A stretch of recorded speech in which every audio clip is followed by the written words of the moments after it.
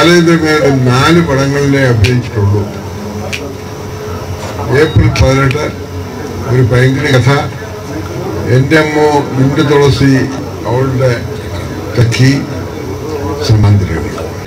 എൻ്റെ അനുഭവ സമ്പത്തിൽ ബാലേന്ദ്രമേനോനെ പോലെ അഭിനയപരമായ കാര്യത്തിൽ ഇടപെടാതെ,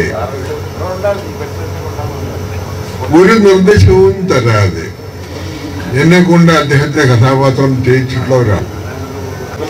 എന്നോട് എങ്ങനെയാണ് ചെയ്യേണ്ടത്, എന്താണ് ചെയ്യേണ്ടത് എന്ന് പറയാതെ എനിക്ക് റോൾ തരുന്നു. എൻ്റെ സിനിമയിൽ താങ്കൾ ഇതാണ് ചെയ്യേണ്ടത്, അത് എങ്ങനെ ചെയ്യും എന്നുള്ളത് താങ്കൾ നിശ്ചയിച്ചുകൊള്ളുക എന്ന് പറയുന്നൊരു അനുഭവം ഇത് വേറെ എങ്ങും ഉണ്ടായിട്ടില്ല. എന്നെ ഇതുവരെ മറ്റുള്ളവരെല്ലാം ഇൻസ്ട്രക്ട് ചെയ്തിട്ടേ ഉള്ളൂ, ഇങ്ങനെ വേണം എന്ന് പറഞ്ഞിട്ടേ ഉള്ളൂ. പക്ഷെ ഇത് ഇങ്ങനെ ആയിരുന്നില്ല. അതുകൊണ്ട് തന്നെയാണ് ഈ ദേ ഇങ്ങോട്ട് നോക്കിയേ എന്ന് പറയുന്ന ഈ ചിത്രത്തിൽ ഞാൻ അഭിനയിക്കുവാൻ സന്നദ്ധനായത്.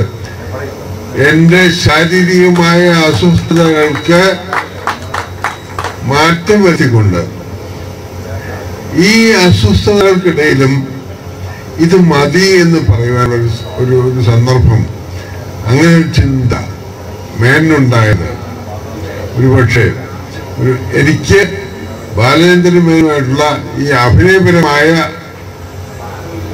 ഒരു സംവേദനത്തിൻ്റെ ഒരു സാങ്കത്യം കൊണ്ടായിരിക്കാം, സാദൃശ്യം കൊണ്ടായിരിക്കാം പറയുന്നത്. ബാലേന്ദ്രമേനോന്റെ സംവിധാന സർഗശക്തിയിൽ എനിക്ക് അമിതമായ വിശ്വാസമുള്ളതാണ്. ഞാൻ ബാലേന്ദ്രമേനോന്റെ എല്ലാ പടങ്ങളും ഏതാണ്ട് കണ്ടിട്ടുള്ള ആളുമാണ്, അഭിനയിച്ചിട്ടുള്ള ആളാണ്. അവിടെയൊക്കെ എനിക്ക് പറയാനുള്ള ഒറ്റ കാര്യം, എന്നെ എങ്ങനെ ഒരു ചിത്രത്തിൽ ഉപയോഗിക്കണം എന്നുള്ളതിൻ്റെ സാക്ഷാത്കാരമായ ഒരു സത്യസന്ധമായ കണക്കൂട്ടൽ ബാലേന്ദ്രനുണ്ട്.